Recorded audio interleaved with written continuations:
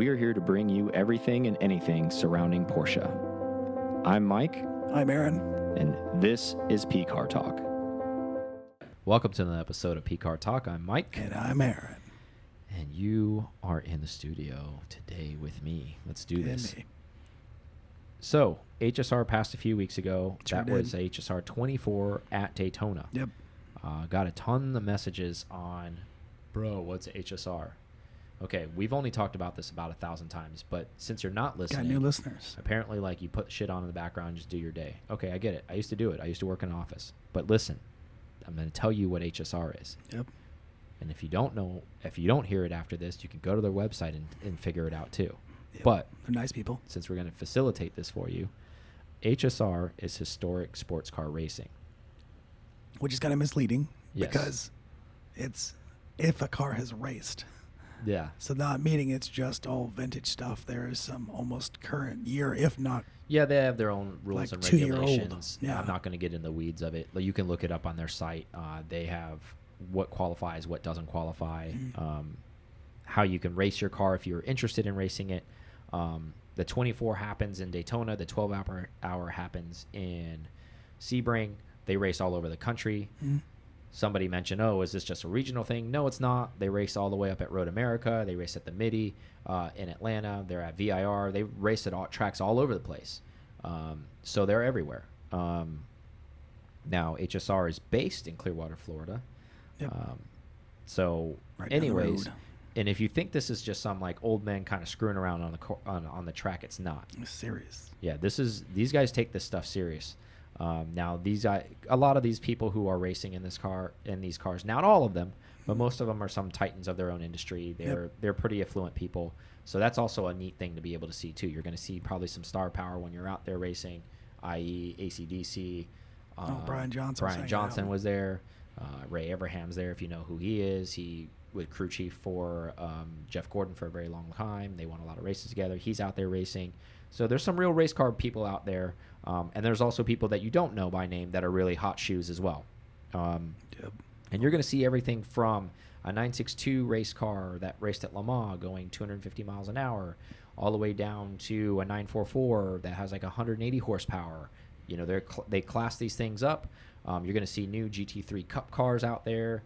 You're going to see RSRs out there. Recent GTLM car. Yeah, you're going to see Corvette IROC cars out there. You're going to see Camaro IROC cars. You're just going to see everything. They class all these cars up. Yeah, it's really neat. Yeah, you're going to see prototypes out there racing, all of this good stuff. So these guys are so serious. I mean, they have pit crews in the paddock. All of this stuff is happening. They blow engines. They're blowing trannies. They're really going after it. This isn't some type of like just hanging out. You're going to see a 935 Kramer car we just saw. You're going to see all types of stuff out there, and they're actually getting after it. I think the most exciting thing, at least for me, I can't speak for everybody, is the paddock access. Yeah, that's true. So when you're there, you know, we've all been to races, or hopefully you've been to a race in your life at some point. So the paddock, when you're walking around, usually there's stanchions. You can only get so far in. Not at HSR. You can actually walk into every single buddy's bay if you want. Look inside their car. Obviously, Everybody's same rules, welcoming same too. car show rules apply. No touchy. Don't touch stuff, but you can stick your head in the engine bay, stick your head inside the cab of the car. You can ask questions.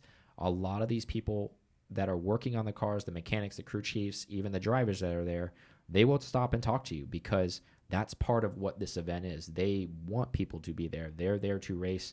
They're excited you're there because you want to watch them race. So there's no standoffish there of like, don't talk to me right now. I've never heard that once, and we have been millions of times, and I've overheard many conversations. Like, hey, what do you want to know? Exactly. Hey, get in the car. You want to see? Oh, check this out. Oh, you want me to start it up? Any of that stuff. So there's a lot of that going on. It's a very friendly atmosphere. It's very family friendly as well. So did I do a pretty good nutshell explanation for all the people that this falls on deaf ears for? Yes. Okay. I think it was well done. Yeah. Good All job. right. Way to go. So if you want to see this last year's bit, because we are approaching it quickly, December 3rd through the 6th, they are going to be in Sebring. Sebring, 12-hour event. So you're going to see a lot of these cars that I described at that event. If you haven't caught it yet, and you're somewhere in Florida or in the South and you want to come down, go check it out. It's definitely worth your time. And the great thing about it is it's not like going to an IMSA race where there's all this like check-in points and you can't go over there and you can't go over here. Like, you literally have full access. And that's with a general admission ticket. You don't have to buy some uppity, pretentious package to get access to any of this stuff. That's how great HSR is. It gives you full access to all this stuff if you can get in. And I highly recommend it if you have small children or any of that kind of stuff that likes race cars or cars in general. This is a great actual education for them to see how things used to race, what cars used to be like, what real race cars are like, what it takes to race a real race car. I think it's a great education for that too. And if you're a young adult and you still want to see all that stuff, you should. This is a great place for you to see this stuff. Yeah, it really is. And then also to explain a little bit more, even if it's a 24-hour or a 12-hour race, they break those into heats. So it's not just like a solid like 10 cars running 12 hours or different. So it's just different classes running throughout the day or 24 hours throughout the night. Great point. Great point. Thank you for talking about that. Yeah. So in all reality, these cars, they're not like an MSIF GT endurance car. They're not going to be able to run 12 hours straight with driver changes. There is driver changes in these events, but like Aaron said, they run like an hour heat, hour 45 heat, 45-minute heat, depending on what class you're in. And then you'll go back out in a few hours or you have a driver change. So it is serious competitiveness. They do, it's all accumulative, like from all your heats, where you end up podium and things like that. There's real trophies. It's not just people out there dicking around. Watches. Yeah, it's real racing, real wheel-to-wheel stuff. So it's really good. And like I said, I highly recommend it. If you've never been, and like I said, if you're a grown adult and you love racing, you need to be out there. You're really doing yourself a disservice by not showing up. I want to do a real recap now that we've got all that out of the way for all the people who didn't know what the hell HSR is. What were some of your highlights and takeaways from the 24-hour event that we went to? Because we didn't get to really recap that. Well, I liked seeing a Whiting Brothers car. So 935, not many places to see one except. How many times? Yeah, well, when did we see Lufkegel? Maybe. Yeah, that was one. But I mean, on track racing, right? Rennsport. Oh yeah, we didn't see that. Yeah, Rennsport. And those are kind of, they're not really, they're racing, but they're not racing. Like, that's true too. That was going to say that it's not even Rennsport with the cars on track. Yeah, it's not like that. It's more akin to the Rolex Monterey Historics. Yeah, that's more what this is. Agreed. Just on more of our. That's a really great comparison. Yeah. Like if you're out on the West Coast, this is exactly like that almost. I don't think I've ever seen a 935. I mean, I've seen one on track, but actually competing in its class to try to win ever. No. And we were hearing that when I don't remember who was driving, but was it Scooter? I don't know if a Scooter was driving. He was doing 160 on one of the. Oh yeah, he was in the BMW. He was in a DTM car, and Carlos was driving the 935 by him, like when they were testing. And he was doing they were doing 160, and then Carlos just. Yeah, on the main straight on the high bank where you can carry a lot of speed. He said that 935 went by him like he was standing still, and he was going 160. And Scooter did win his class. Congrats to Scooter. Yeah, congrats to Scooter and Bob for getting French fries. Oh, Bob got French fries. But yeah, so 935 takeaway for you. That was a good one. What else? Getting to see more GT3 cars. I mean, I haven't really been around too many GT3 Cup cars. I guess essentially getting to really go with it. But I am more often seeing how reliable those the older stuff, the more vintage stuff is. Even though Corey was changing a bunch of things transmission-wise for that 915. I think that was more driver error than like actual car. Like he said, but the other ones brand new synchros in that 915, and that guy was smashing through them like it was, sequential transmission. And it's like you got to feel it a little bit. You can't just slam it in. I mean, championships were won with 915s. Let's be real. Yeah. It was more driver than the transmission. Oh, yeah. I wouldn't say that was transmission, but I'm saying getting to see how reliable and those cars on track. And I knew that they were loud, but those things up close, they're super loud. Getting to see those on track is always cool, and fighting against each other and being pretty competitive. I just like Daytona in general, just for the line of sight. Yeah, great viewing, right? Pretty easy. Yeah, and usually there's a nice breeze going through there, so it's not too terrible, like with heat usually this time of the year, which is nice. I feel like there was a lot more Porsches there this year often last year. I think so too. I would agree with that. And there was a lot of Porsches there last year, but there was even more there this year, I think.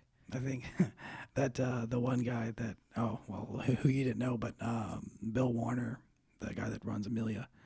Well, I know who he is by name, yeah. but I don't know who he is by face. Okay, yeah, but we were walking by and he pointed at Mike, and Mike happened to be wearing his Pablo Escobar shirt, which is black and white. It's got Pablo and one of his cars. Yeah, one of his rally cars. And then he was like, "Hey, come here." He didn't say, "Hey, Mike." We don't. Yeah. I don't think we've ever met Bill.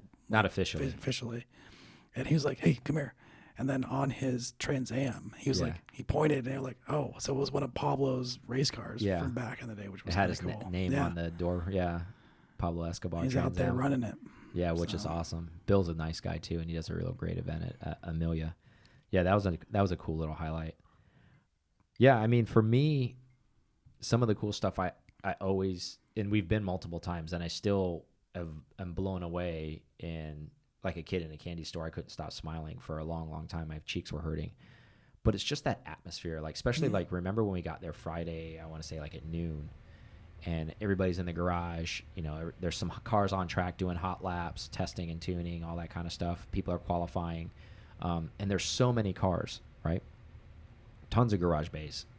If I had to guess how many cars were probably out there, like at least 100 cars, if not more. Yep. Easily. So the cool thing is the paddocks are usually full.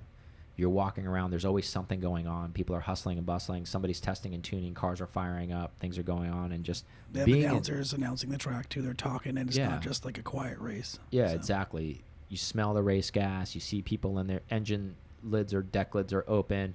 Just that initial, like you've never been, and just standing in the middle of that is just kind of like, it's almost like a private track day that the public's invited to. Yeah, it's a jaw-dropping experience. Even though I've experienced it over and over again, I know what to expect walking in there. And every time I do that, when we first show up to the track, I'm just blown away by it. It brings you back to every year you've been there. Yeah, that's a great thing. There's always, and HSR does a really good job. Their management to try to, not necessarily deliberately. It's not like you're not invited next year if you want to go and you've raced there in the past, but they make it a habit to try to get other cars that maybe haven't been there before, or get people to bring. Most of these guys have multiple different race cars, so they try to get them to bring something different. Even it's like, oh well, hey, I have a 962 at home too. It's like, dude, bring that. You know, stop bringing the IROC car. Bring that one. Everybody wants to see that one.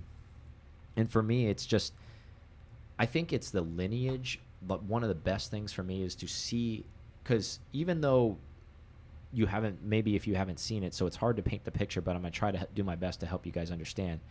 It's not like all the IROC cars only go out with each other. Yeah. All the 962s only go out with each other. So it's a mixed heat within the same time frame when they all go out. Almost kind of like how IMSA does it, where there's LMP2 cars out there, there's GTD cars out there, there's GTLM cars out there. So it's a mixed heat. So the nice part about it, it's not always like that, but they try to pair them up like that. So sometimes when you only have 2 cars from each area or whatever, they kind of stick them all together. And sometimes you'll see 962s running with 935s, and then you'll see an IROC car, and then you'll see, you know, who knows, you'll see like a Jag out there. You'll see crazy stuff. You'll see vets. You'll see prototypes running together, and it's you don't never see that stuff, man. You literally, you're paying to see it obviously there, but you should be paying a lot more, because honestly, these are mega cars. Yep, and they're worth a lot of money, and they're out there going after it. And there's really nowhere else other than, like you said, Monterey Historics, maybe Le Mans Historics.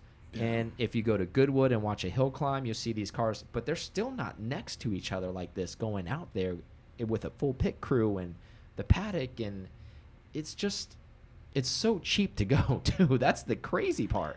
That's true. 100% on that part for sure.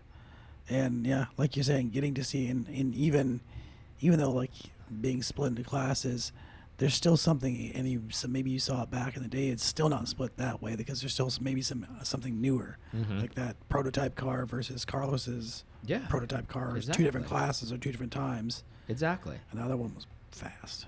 Oh yeah, wicked. That was the Peugeot. Oh okay. That was just, that thing was that prototype. 25 cars ahead of everybody. I think it was like 1,000 horsepower prototype car. Had to be ridiculous. But anyways, so that's 24-hour HSR recap. If you want to see some of what we're talking about, again, Sebring, 12 hours. Sebring 12-hour coming up, December 3rd through the 6th. All right. Oliver Bloom, if you guys know who he is. CEO of Porsche. Talked a little bit about the 911 hybrid. We've discussed this before. But the reason why I bring this up is I don't know how it came up in conversation with him. This was reported. He flat out came out and said on the record, hey, this is not going to be your traditional hybrid 911 when the hybrid does come out. This is not going to be a gas-sipping Prius hybrid where everybody in their mind thinks, oh, I'm going to get a hybrid.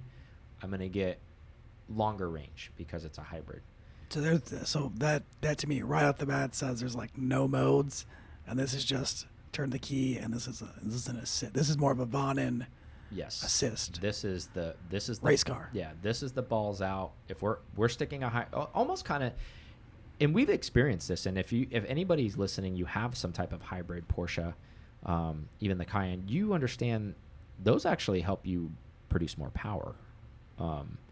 Because if you don't know, on all your build sheets, if you bought new, you'll see it where it tells you how much power you're getting out of your hybrid assist. 100, 200 horsepower normally. And if you're buying used, information for you.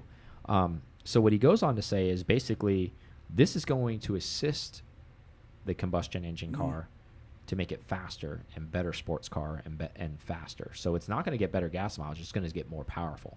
So it's going to, essentially it's what they're doing now with every hybrid they have. Mm-hmm. They call performance, and that's what it is.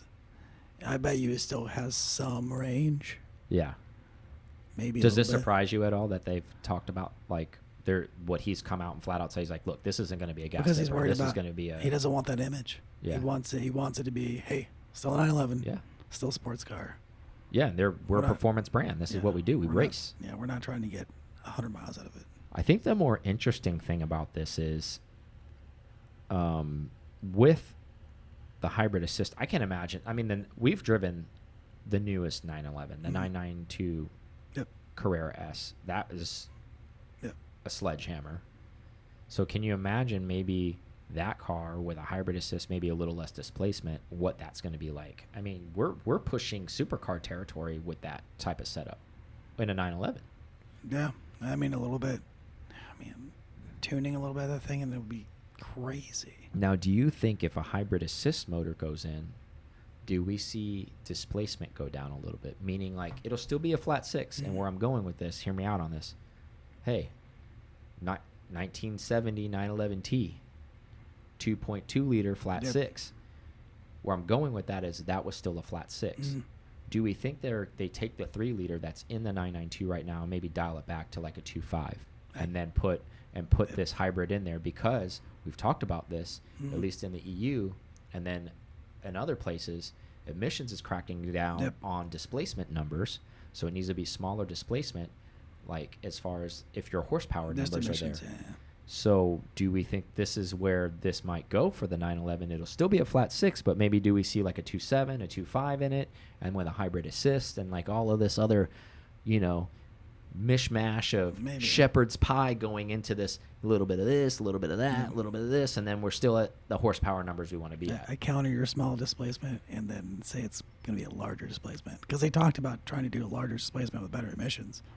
Well, what a inline hybrid would do is still give you those better emissions, because you would, if you're stopping, you could do cylinder turn off, you could do stuff like that. Yeah, if you're stopping, you could go 3 cylinders. You could do, shut it off. It could shut off completely when it's stopped. Yeah, and just run on the hybrid system from a stop to like 10 to 15 miles an hour, and then engine kicks in. So you would at least get some, that would zero out your emissions there. But you would still get some return on the mileage a little bit. Mm-hmm. But yeah. So you think displacement's going to go up, not down? There's a point now if they're going to add the hybrid in there. Why not? Why not try it? Here's what I think. The reason why I say it, and I'll give you my reason, and then you tell me why. 2.7 RS. You kind of already told me why you thought the reason, to meet those emissions. I think, obviously, as we know, this hybrid stuff, this shit weighs stuff. It's heavy. So that's why I'm thinking they're going to try to shave some displacement out of the engine to offset the weight of this inline hybrid that they stick in the car, and whatever working mechanisms that need to make this hybrid optimally work properly. Because otherwise, you're You're just continuing to like make the 911 bigger and bigger and bigger, which is the par for the course. Yeah. But at the end of the day, as much as we bitch and moan and all the purists bitch and moan about it, a lot of that has to do with safety, all of the, you know, what goes into the car, the tech that's in the car, all of that stuff. But I think at the end of the day, like Porsche's not just arbitrarily throwing weight at the car just to do it. They're definitely trying to make it as light as possible. I mean, if they can take weight out of the car from an R&D standpoint, they're going to. And I think if they can, maybe this is where they save some in this displacement area. I can see that because, like you said, or like we just said, if they can add 150, 250 horsepower, and you could have a smaller footprint, then why not? Yeah. Yeah. And the reason why I bring those numbers up is because I know there's probably people listening who's like, oh, it's already a 3-liter. How much smaller can they make it? Well, let's not forget, Flat 6 is at, what, 2.2 liter at one point. Little baby guy. Bring back the 2.7 RS. Granted, it was putting out that kind of power. However, technology is amazing. You know, It's true. we can get a lot of power out of 2.2 if we need to. And then Yeah, it's got a hybrid assist. Then you throw a turbo on it. I mean, and a lot of the other hybrids are running in 2.9s, so we're not far off. yeah. Well, I think that you know, speaking of displacement, to throw people for a loop, I think the 919 hybrid was a 2-liter V4. Yeah. I mean, it was right. turbocharged with a Yeah. battery, I think you're right. but it was a 2-liter. Car's dialed up to when it was uncorked at like over almost 1,000 horsepower. Yeah. So, granted, that car weighed nothing. It was feather, but still, the point is the power was there. I think it's interesting. I think we're going to see a new wave of way things are done. Almost. I think it's happening a lot faster. I think things are moving a lot quicker even than everybody was saying. Like, oh, it's going to be 5-10 years out. I think it's a lot faster. Let's talk a little bit about that before we move on. What are your thoughts on that? Why do you think that's happening? I think they just want to get things out there. I mean, the quicker they can have a hybrid out there, the quicker that's accepted to get a full EV. Yeah. To just cut emissions. I mean, that's what they ultimately want to do. But as we know, Porsche never really does anything fast. So why do you think they're actually moving like ahead of their own timelines? I wonder if there's some stuff that we're not seeing as far as their standards coming in the EU that we may not know about. Maybe going a little bit quicker, or maybe they get... or maybe they're just bought in. This is the way that things are going to be now. And like Band-Aid style, like let's just get in there. Yep. Because what's the point of like hanging on? Almost kind of like maybe they're doing the reverse thing with the air-cooled thing where they hung on to the air-cooled for so long. We've seen this in the past. Let's kind of just... Yeah, let's get ahead of it instead of being like behind it.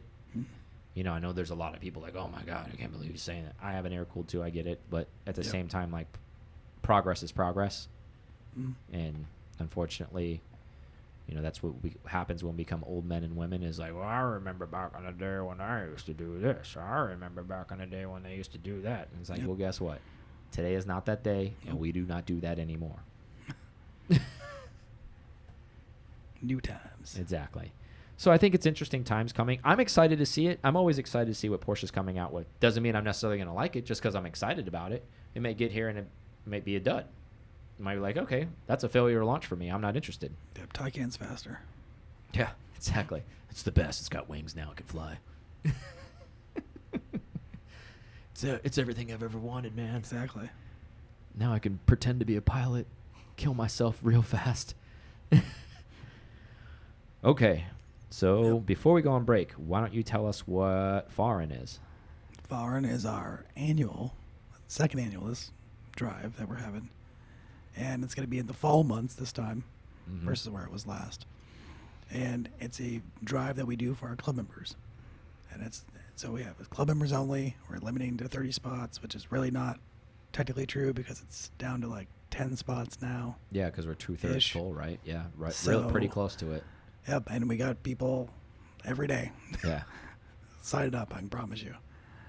So just having a little bit of challenges trying to navigate through the website, and that's not because of the website itself. That's more of like an age gap thing, I think, for some of those individuals. Well, that was a password. I know what I sent him now. I was like, okay, yeah.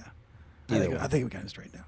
It's pretty straightforward though. But then, so it's 2 full days of driving, a chill day involved in there. Great good roads. We know for sure. Tons of giveaways, awesome stuff. Tires. You burn down your tires while you're there. Guess what? Hopefully you win some more because we'll ship some to your house. So yeah, Aaron, in a nutshell, what you got to do is just get on pcartalk.com, become a P-Car Club member if you're not already. If you are, get on there. You have the codes. You didn't get it, let us know. Check your spam also. Happens. Yeah, the codes are to access the drive to get the information are there. Like everything's set in plan. We're excited. We're going to have some different groups of cars to set up. We'll make sure that we class everybody properly. Obviously, if you don't have something, if you have something like an air cool, don't feel like you can't keep up. We'll definitely class you properly.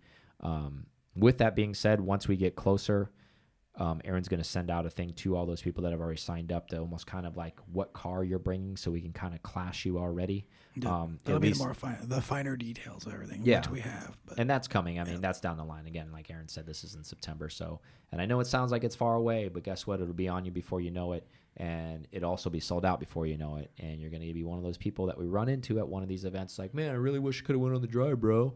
It's next year, oh, well, 2022 cool. then. We keep doing it. So quit screwing around and being like, well, it's like 6 or 7 months out. I don't know what I'm doing then. What you should be doing is putting it on your calendar now, signing up for it now, and that's what you're doing in September. Don't, instead of the other way around being like, well, I'm going to do this instead. No, I wish I could have gone. No, just go. Make it a staple. You need to start going. I mean, in reality, there's not that many Porsche drives. There's really not. No. Like, if I was just thinking about this, I was like, there's not. No. Anyways, let's go on a break, and we'll be back. Let's do it. Thank you guys listening to P-Car Talk so much. We appreciate you guys so much. I can't say that enough. Check us out on YouTube. We release videos on Mondays, Thursdays, and Fridays. Help support the channel. Everything we're doing is trying to bring the community closer together. We definitely appreciate that. Also, when you go onto YouTube, if you could subscribe, maybe pass it along, make a comment. We really appreciate that. Again, circling back to pcartalk.com. There is a newsletter created on there.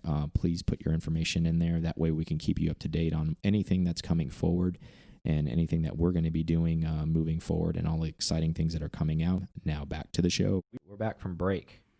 So, if you buy a private jet, yep, I'm in the market. You get a Turbo S. How about that? Nice little gift. Yeah. So is it really that way, or is it a checkbox, or I saw this thing? It doesn't get into the finite details of it, but let's put it this way. I know it's $205,000. I know that, or $203,000. I think the point of this is like, and I'll go through the whole gamut and then we'll discuss it. Okay, so that way you have info and then all the listeners have info. So the jet cost $10 million. I was joking around. I was like, oh, so they throw in a Turbo S, you spend $10 million. However, it's not that simple. Only 10 of these Porsches will be made with this jet. However, there's probably only 10 people that are going to buy this particular jet anyways, any calendar That's a good year. goal.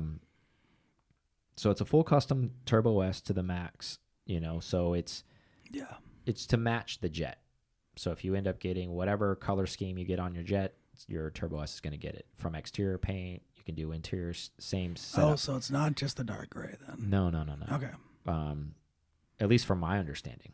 It may be just those 10 in gray. It didn't say. It says it's full custom. So I would imagine if maybe your jet, if you don't want a gray jet, I mean, who is going to tell you when you're spending $10 million?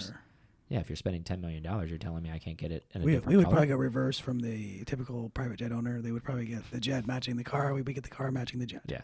You're like, I want mint green. They're like, you want a mint green jet? You're like, yes, I do. Have you seen my jet? So, now, they do full interior. They do all that stuff. Now, if you're going to buy one of these jets, it's a collabo with Porsche. Again, we talked about collabos before. Yep. Porsche does a lot of these. It's a Phenom 300E by Airbark. I'm mispronouncing their name, but something like that. Airbark Executive Jet, something like that. This is their model. The jet's amazing, obviously. It's unreal. It's so nice. But, Porsche's used to doing these collabos with all different types of, other vendors and all thee other places. And they're all over the place as far as who they collabo with. Now, 99.9% of the population, this is more of a gee whiz thing. Yeah. Do you think the Porsche execs need some new planes and they're like, hey, Or maybe Porsche as a whole just needs some planes, and maybe this is what's going on like, here. hey, So we're they're, gonna do these flying around. Yeah. Could be. I didn't even think of it that way. But what I mean by that is I bring this up. This is G-Wiz information, but I'm going to go a little bit deeper here with this because, like I said, 99.9% of us, will probably never see this jet because we don't own jets and we're not out on those private runways a lot. Not yet. We're in there. And then how many of us are ever going to see this Turbo S? Probably not that many. True. And if you ended up buying the jet and the Turbo, are those two things married together forever? Yeah, do they get sold as a package? That's a good question. Yeah. It's almost kind of getting like some thing, remember back in the day where it was such a cool thing when you bought a high-end car, but it had like a cell phone or a remote in it. And then when you buy it used, the cell phone or the remote disappears. Yeah, it's vintage, bro. You're like, you're like, well, you can never find another one. It'll work with it. It's game over. It's almost kind of like you got the jet, no car, whatever. Where I'm going with this is, do you think that Porsche, when they do collabos of this high-end nature that's so specific to a very, very small demographic of the world, does this incrementally pump up their, I guess, brand clout a little bit, in your opinion? Does this help? I guess where I'm getting at is, what's the point of this? Yeah, I don't. They got to see a point somewhere to an executive. I mean, but that's exactly who they would be targeting for a private jet, would be the Turbo S owner. Mm-hmm. So I see them, maybe they think they're going to sell a few more Turbo S's this year because of this. Not just, they're already hitting a demographic they know about and depth. Yeah. Here it is. I do see, like, I don't see them having to always be together, but I do see that, hey, this was a 1 of 10. It was for a private jet thing. Here it is. Yeah. Maybe that boosts that Turbo S price. Yeah, I don't really see why But you can't get one unless you have a jet initially. Yeah, exactly. So. But it doesn't mean you can't separately sell it. I get that. Man. I get that. But I think the only real benefit is if you're one of these few people that you're doing well enough to buy one of these jets, and you were going to buy one anyways. Yeah. At least the way I look at it from a bargain shopper standpoint is, hey, I get a Turbo S2 on top of it because I was going to buy one of these jets anyways. Yeah. So this is actually a really good bonus for me. And actually, it's a very, very good deal on a private jet. I just saw the price. Yeah. Comparatively to any G. Yeah. Any Gulfstreams or anything like that. And this has like similar range. I think this one does 2,100 miles. Okay. Before it needs to be filled up. Yeah, because we're not pretentious enough. This is a very fair price on a $10 million jet. It will never be there. Don't worry about it. But I guess the original question, does this bump their overall brand clout worldwide? I'm just thinking, generally speaking, the way people look at Porsche and say, okay, are they moved up a little bit more because of this? Or is this who gives a damn? This is cool, but the 99%, like I said, of the population that buy your cars, this moves no meter at all here. This moves the needle no way. Two things. I think that, one, advertising. We're talking about it. Yeah, I'm sure media outlets across everywhere pick this up. Yeah, of course. We're seeing it around. And then I don't remember what my second point was, but it was. So this is more. I think it's something for them to kind of talk about and stay relevant. Maybe. Yeah, just something in the know. Hey, and the second point was, just a kind of the thought process. Okay, Turbo S executive. Just another one of those things in there. Okay, this is when I think about this. Subconsciously continuing exactly. to. When I think about this, I think about this. Okay, these two things go together. Maybe a little keep more. Keep placing that line. On the high end. Yeah, keep placing that line in that category, essentially. Even we said that when we drove one of the million Turbo S's we've driven. That it does feel like an airplane inside. It gives you those little, so they relate to each other in a sense. Well, it does. I mean, you're absolutely right. It's the comfort of high end and the speed that you would expect for the price tag. And I assume this jet, similar type of thing. The creature comforts inside look immaculate. I'm sure this thing is not slow, so it's probably getting. You're taking something that is already a limited product, which is a Turbo S, and then you're limiting it off even more. Yeah. I think like you made a good point. We're reporting on it, but that's different. We're a media outlet, so we're going to report on things for that. Gives you a way to get a PTS option. Yeah. I mean, I don't know that you need to spend $10 million to PTS, but I think this circles back to that. If you happen to be one of these lucky few, it's shopping this jet, and there's probably 10 of them in the entire world. and you're going to buy this jet anyways, I think you just got a free badass car, essentially, is the way I look at it. Yeah, I mean, you're saving yourself $40 million over. You got like a bonus chicken nugget almost. Like you went and you got a number 7. You're like, hey, I ordered 8 piece and I got a freaking extra. I got 9. Well, how many? What's up, bro? How many of those 918s did you see? The extra turbo S's they put on those, the 918 editions. Yeah, I've only seen one. yeah, that's true. That was in a museum. They were showing it off. That was it. I think we saw a convertible in somebody's showroom once. Maybe we did. I don't remember where that was. We've seen a lot of stuff, but I think that happened once. But anyways, I will answer. I think it goes back to, it does bump them a little bit. And I think they're always striving to continue to level up as a brand. I think that's why you see Porsche Design Tower. That's why you see collaborations with like Chopard, and you see collaborations with these opulent type brands, this private jet company. I think that always striving for excellence. They're always striving to continue. Not that they're not already a high level brand. They already are. But I think, pun intended, to keep going for that rare air. Yeah.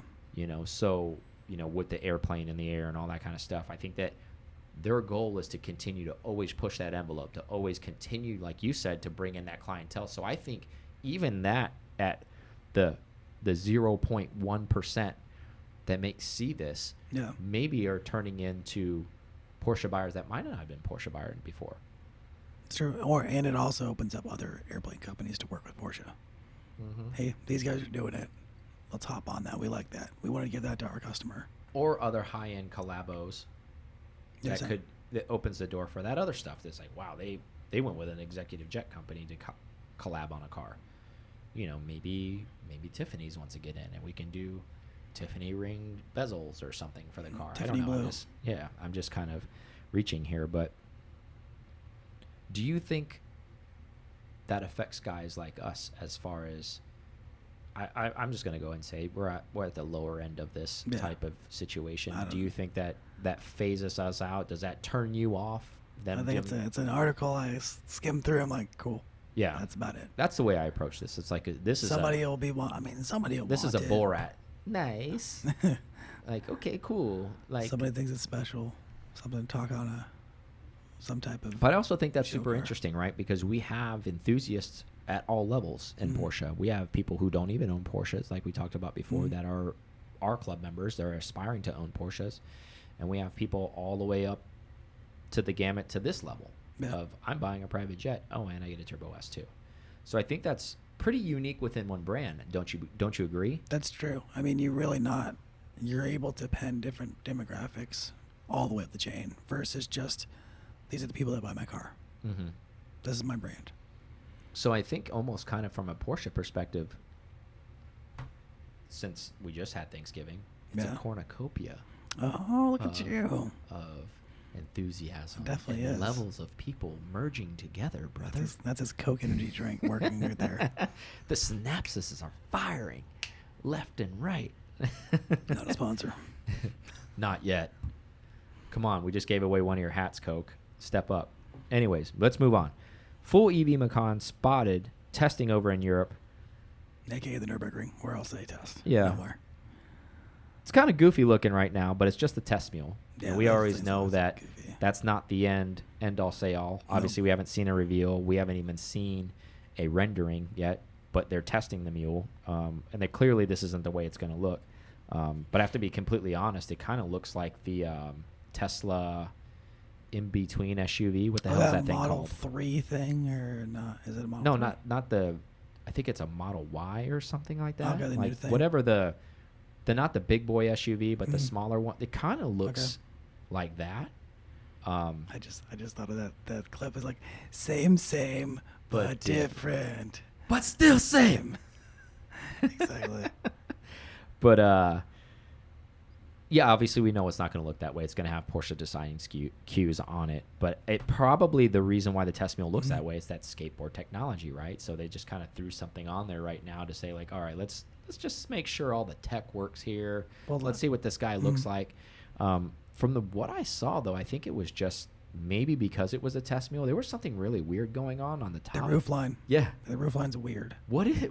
I don't know. Did you see that too? Yeah. what the hell is? I thought at first I was like, is this like a KC light bar? Like, what the No, hell is this? I don't know what I think they might be hiding is solar panel technology. That's what I think they would. Some type of like if it sits So they're trying to cover it up. it'll maybe? run like the Fisker did for a while. So maybe that's their way of hiding it. Another plus would be like there should be a frunk. They should be, so you should actually have more room in your SUV than you normally would have. You don't have to rely on just the back. Yeah, good point. So that would be kind of cool. Good point. It won't be any lighter, that's for sure. No, but we're closing 2020. It's almost 2021. They're saying this thing's going to show up in 2022. I mean, it'll be here fast. And that's probably the end of 2021, to be honest. So we really have probably a year out. What do you think on the success of this? Do you think it's going to be successful? Yeah, it's an SUV. Yeah, crossover at that. Yeah, and if it handles anything like the Taycan does, then it's going to be one of the best handling SUVs there is. Mm-hmm. Yeah, I mean, if it does at least what the Macan's already doing from a handling perspective, it's going to be fine. I think this thing's going to sell like hotcakes. I mean, everybody's, at least all the new gens or even people that are flipping over that next page that are excited about EVs, they're probably going to run out and put deposits on this stuff. I mean, anytime anything cool, we've seen it in the automotive industry, somebody releases something, even if it's not coming out. Yep. I was going to i.e. say Tesla, all these people take deposits on stuff, Hummer, all these places. Oh, it's not coming out. So people are throwing money down because they're like, that's going to be so badass. I want that. I think this is going to be a little bit of that ask too. If you think Porsche is going to fall into that and go, hey, you guys want to pre-order? I think they will, because I think they want their production. I mean, they already have their EV facility ready to go. Yeah. I think the more they can sell this, like we talked about many times, they want to start getting money back into that place as quickly as possible. True.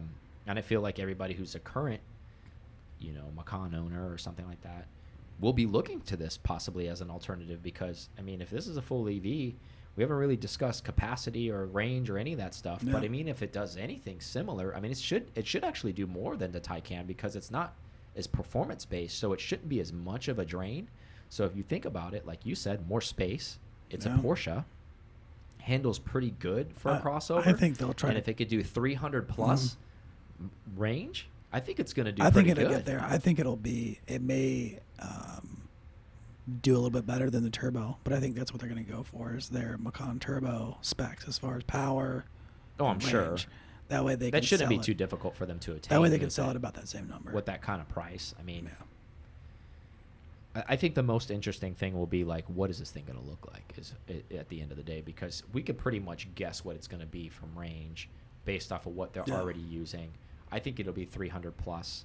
I think it'll be between 300 and 350 for range on a single charge. I think like anything like Porsche, there'll be a Sport Plus area where you can burn through the battery as fast as hell if you really want to, or kind of a sipper mode. But I think the main thing is, since a lot of this technology, it's going to look like Taycan but lifted. I mean, it's not going to be quite the cross tourism. Well, I think the interesting thing would be is because of this, all of this talk with off-road and the off-road segment in the automotive world is so big, and a lot of people are doing a lot of stuff with that, and even Porsche doing potential 911 Safari, Sport Turismo, Cross Tour, whatever the hell that thing is called with the Taycan. Do they go more of an off-road look with this, or do they go more sporty crossover look with this? I think that's going to be the more interesting thing. Do they make this thing kind of look tough and maybe put some knobby tires on it, but that kind of goes against EV range, right? Because those knobby tires aren't going to roll as good, but it's going to look more badass. Or do you go with like the sleeker, smoother tires and get this thing I wonder down if the they even road? want to put themselves in that competitor arena of all the other manufacturers kind of doing that same thing with the Bronco and other things. Like, do you want to square off against that, or do you want to? But this is an EV though, so it's not even in the same segment. Well, okay, the Hummer. So that's the only thing that we have, possibly. True. Anyways, neat. Nevertheless, right? They'll be here soon. I guess we'll be testing one before we know it. So we'll let you guys know. That's true. So before we close, last little segment, Car and Drivers reporting that the 2020 Carrera S manual is the car to buy. We already knew that. Was it the car of the year, or just? No, they were just saying it's really great overall. It's our car of the year. We like it. Yeah, we already knew that because we already drove it. months and months ago. Not the manual. Manuals are starting to show up in the U.S. As we speak. Still haven't got our hands on that. We'll try to get one out and review it and see how we feel about that, because we've driven the PDK one, and the PDK one's lightning. We liked it a lot. I think the buzz outside of Car and Driver, even some of the people that we know that have driven it, is they're saying a lot of this stuff. The sensation of speed, the top speed, the sounds, acceleration is rivaling supercars. Now, we're not talking like brand new McLarens. We're talking like, older like type of where supercars really were, because honestly, let's be real, like a 720S is probably teetering a hypercar line. But it's a bold statement, right? It is. And it's, I mean, a lot of technology happens to translate well with the turbos and the power they're able to make and everything else. They're able to really make you an amazing driver out of it. Yeah. I think the biggest thing, like Aaron and I have experienced when we've driven these cars, and we can't say it enough, so we're going to say it again, and I really mean that, is this car, with the technology that he just talked about, really has multiple personalities. And if you have more of a modern Porsche and you've switched modes before, you can feel the car stiffen up a little bit. You can feel a little bit more snappiness. But like this newer gen, like this new Terminator that they've made from Cyberdyne is definitely different. Like this 992 is different. When you switch modes, it really is switching into a different personality. When you switch it into Sport Plus as opposed to just normal mode or whatever it is, when you're driving around, it's gobs faster. It's in every sense of the word, like from an acceleration, from a top speed sense. It's just, it revs up quicker. It's just unbelievable. And then it can be immediately docile when it needs to be. That's more than just a throttle response when you turn the Sport Plus. Yeah. It's really, really, really different car compared to especially the next gen. And just like anything, it's typical Porsche. As the gens go on, same with their technology. It gets a little bit better. It gets a little bit sharper. Things get a little bit better here. Things get a little bit better there. And I think that's kind of what the 992's done. It's taken that leap from the 991 gen and really sharpened all of that software up a lot to make it really work with the car really, really well. It's almost like everybody gets a turbo. In a sense, you know what I mean? So like instead of it where you had to aspire to getting a turbo or a Turbo S in the line, now everybody gets a little bit of that sense of that shove, that time until you get up to a turbo, and then obviously it's a lot different. But yeah, I know what you're saying. I know where you're getting at, and the same thing, and I agree with that. I think too, with the technology and the integration of way they've been able to work turbo technology nowadays, and Porsche's no different to this. I mean, Ferrari's doing it, other brands are doing it, where you're not even noticing the turbo. There's no delay. So there's instant torque, instant boost immediately from 2,000 RPMs. It's not some, okay, let's let it build boost, let it spool up, let's do all these things. So the fear of all these people, it's like, oh, it's not naturally aspirated anymore. It's not this, it's not that. I mean, actually, believe it or not, I mean, it's better. And where the sound thing where we used to go is like, well, turbo cars don't sound as good as naturally aspirated cars. This car sounds good, and you hear a lot of motor still, and that's with factory exhaust, because we're not, I mean, I can't imagine what that thing sounds like uncorked, like totally uncorked. A little more turbo whistle. Probably a lot of turbo whoosh and whistle behind it, but you're probably going to get a lot of engine noise still probably out of it. It is an amazing car, and I agree with Car and Driver, but all of those other drivers that own the car too with the manual, get them while they last, right? Because there's going to be a point where there's no more manuals. Yeah. And I think that day's approaching a lot quicker than we think. I think when you're full EV, what's the point? Yeah. Well, that's what's going to happen. Yeah. So. You're right. We'll see, in the hybrid technology, they may start to phase it out then. They might not even have it as an option. You're already starting to see it. If you guys aren't paying attention, I'll give you a little clue. It's not offered in every 911 now. It's only offered in the Carrera S and the 4S. Not even in the base model anymore. Not in the turbo. Not in the GT3s at the moment. Yeah. No talk of the Touring coming out with it. They said their Touring's coming out. They may have it in that. They probably will. Yeah. So maybe you'll have it in the Touring and the 911S and the Carrera 4S. That's about it right now. No. Is confirmed. Yep. No GT4 RS with a manual. Yeah, I'm just talking about Yeah. the 911 line. Yeah. So it's dwindling quickly. And there's no talk of a Carrera T where other people are like, oh, well, they're going to put it in the Carrera T. Oh, really, genius? Did you get an email from Oliver Bloom saying they were going to make a Carrera T? No, troll, get the F out of here. You guys tight? Yeah. Yeah. He's like, oh, they're saving it for the Carrera T. Oh, are they? Are they? I don't know that they sold a ton of those things. No, they would sold be- like none of them. I don't know. However, that's a great car to buy because they didn't sell a lot of them. Yeah. No, because it's as we know, it's a victim of its own lack of sales. So in a way, it becomes a collector car indirectly. If you want something that's limited already, by That wasn't not Yeah. even intended to be limited, just because they didn't make a ton of them. Go look right now. Try to search how many manual Carrera Ts there are for sale. I bet you find one or two on any major for sale platforms.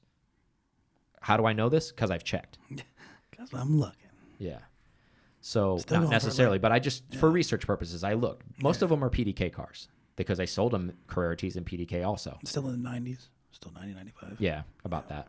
And I think they're going to hold there. I don't think they're going to go much lower because there's no reason to, because the people that have them, it's a supply and demand thing. They're like, well, go show me another one you're going to buy. So I know this kind of like sidestep to that, but like back to the Carrera thing. It's all 911 talk. I don't know how long it's going to last for, and they're not confirming how long it's going to last for. I know inside Porsche, it pains them to even have to sell a manual. They don't like doing it.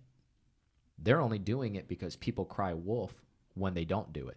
I think that's the only, and they listen. They're one of the few brands that listens to their enthusiasts, because all of the other higher end marks, Ferrari, Lamborghini, like they don't give a shit what their people think. They just shit canned that stuff a long time ago. Yeah, They're they like, have. we're I was done. thinking they Oh, you haven't- don't want it? Hey, next douchebag up with the Versace shirt. You want a Lambo? It's all paddle shift. You're up. Yeah, they've been doing that for a while. Yeah. So thankfully Porsche's still listening, and the few people that will buy manuals, and I would love for them to actually like release and keep track of how many manuals, because all of these people that scream and cry about save the manual, save this, and all that kind of stuff, and we're just as guilty. I'm not saying like I'm not guilty either. We're not buying any of these new cars in a manual. They're like, oh, they should offer the shit in a manual. Oh, I ain't buying the shit, but they should offer it. That's all I'm saying. Okay, well, you shouldn't be saying anything if you're not a buyer. And that's my opinion. I would say try the PDK and then tell me that it's that much better with the manual. Yeah. I mean, there are It's a cases great where car. a manual is nice, but it's not. I don't think it's the end all be all. We've had this argument before. Yeah. I think if you can only have one car, right? If you can only have one car, I get your fight for a manual because that's your only car. Yep. But if you have a classic, it's already a manual, and you're buying something water cooled and you have something more modern, don't be that guy. It's like, oh, it has to be a manual. I'm not doing anything. Don't be so one-sided. Yeah, that's the solution, is to buy an older car. Yeah.